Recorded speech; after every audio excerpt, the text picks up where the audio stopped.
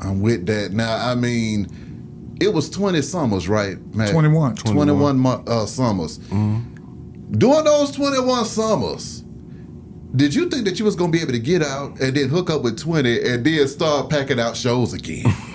Or did you think that by the time I get out of here, I'm going to just take my butt to bed and call it a day? You see what I'm saying? Yeah. No, actually, people like Bishop and ATL Top 20. That's right. They're a reflection of what I was already preparing for. Yeah. You know what I mean? I always knew that I would get out, get back at it. I never conceded to my time. I never laid down. I always knew that, look, I'm going to get out. Yeah. I'm going to do this. I'm going to do that. And I think that I needed to feel that mentally, because I think if I would have ever just lived with the fact that, hey, I'm going to be in this prison, my life would be totally different. I probably would have started thinking like a savage. Ooh. You know what I mean? So just that hope that I had that I would someday get free kept me focused, kept me learning. I trained myself a bunch of instruments, and I promised myself that when I got out, I was going to be a better artist than I was before. How long have you been out now? Almost 4 years. Okay, so how have these last 4 years felt, Mac, when you touched down all the way up until now? Did it take some time to get readjusted? And then after you got readjusted, I mean, was it let the games begin, or how did that go, man? I'm gonna answer. That's like a multi-faceted question. First part is, if it got any better, I couldn't stand it. Oh, that's what them old dudes used to say. If it got any better, I couldn't stand it. Yeah. But actually, it was an adjustment. It was an adjustment.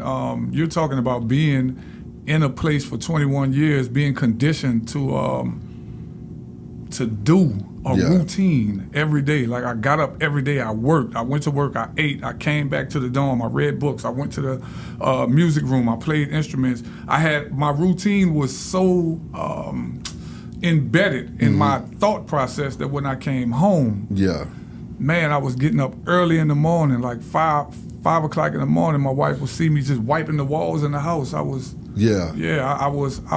to uncondition myself. It took a minute, and I'm still adjusting. I still haven't shedded all of the things from prison. Some of the things I don't want to shed, because there are some jewels that I grab from prison that kind of help me in my everyday walk. Staying focused. But for the most part, I think I'm doing a lot better than I was before. During those 21 years, were there ever any times where people reached out to you to try to get you to talk or tell people on the other folks to get out quicker? No. Okay. No. I mean, my situation was different. Okay. You know, I didn't really have any co-defendants per se. Okay. You know what I mean? So my situation was a guy confessed to it, and they didn't even want him.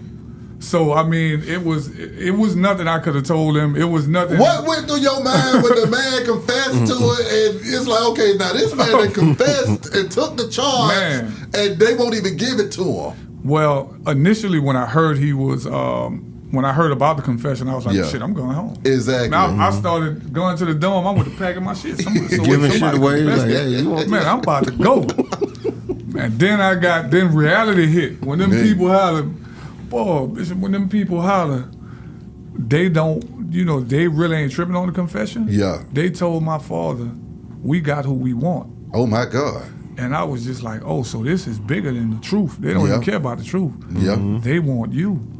And I don't think it was a personal, I think I just so happened to be in the wrong place at the wrong time. With the wrong conditions. You know what I mean? And so once I was there and they had announced to the world that I was their prime suspect, I think within 24 hours they discovered that I wasn't the person who did it. But now I done told the world that this is the person who did it. And the last thing any police departments want to do is admit they're wrong. They don't want to admit that they made a mistake, because they feel like the confidence of their department lie on people's, the strength of their department lie on people's confidence in them. So I can't go back and say, so now what we got to do is we just going to arrange this stuff to fit this guy we got in custody. And so that's what happened. My question, come on with it. When you find out, when you get that kind of negative energy and you get that kind of information, how long did it take you to shake that off mentally? Like, because I know when you found out, you just like, damn. You know what I'm saying? And Yeah, it kind it of hurt. mess your whole day up. Yeah, it hurt. Did it take a week, a month, like for you to be like, all right, forget this. I'm gonna shake this off, and I'm gonna live with it, and I'm about to dig into my case, and or what? What made you like motivate you to be like, I still got a chance? I don't ever think I totally shook it. Like even now, I don't think I totally shook it.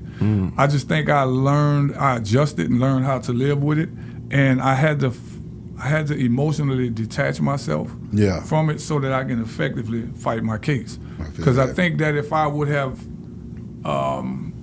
if I wouldn't have detached myself from it emotionally, I don't know if I would have been able to handle it. Yeah. So I had to basically numb myself, just numb my feelings to effectively help myself. So I started looking at myself like I was a client that I had to help get out of prison. My God. And it's weird because, and I mentioned on another show, man, I was like in first and third person at the same time. Yeah. I was watching myself go through it, yet I was the one going through it. Yeah. And it was crazy. But I don't think I ever totally shook it.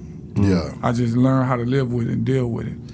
I got a question. This is coming straight off of Instagram from my Campbellton Road partner Carlos, who's been down with No Limit since day one. Uh-oh. And he wasn't going to allow Shout me out to to Carlos. What up, though, Los? Shout out to he Carlos. said, when was the last time you talked to C Murder? And also, do you think you would be able to get C and Snoop to contribute to a Tank Dog album with you and Fiend? Uh-oh, that's the infamous question that everybody Yeah. want to know. I've been asked that for the last, man. People used to actually write me in prison, like, man, what's up with the Tank Dogs album? You heard me? I'm like, damn. The Tank Dog album really out. Ooh. If you're a real No Limit fan, those records are scattered all around. But they want new. They want that new Mac. Yeah. Oh, they want a new Tank Dog want album. He talking about, will you be able to get everybody together now for a new Tank? Because, see, that's the world we live in. I can make it happen. I can make it do what it do, baby. I can make it do. Snoop, if you watching, let's make this happen, Snoop. Right. He just did an album with Dre. Now he just dropped the gospel album a couple days ago. Like, come on. Oh, it's time to come home. Let's do this Tank It's time to Dog come album. home. Since you're in the mood. Let's do this thing. No, hey, America, tell Snoop. Don't play no games, Snoop. Let's get this done. Yeah. Exactly.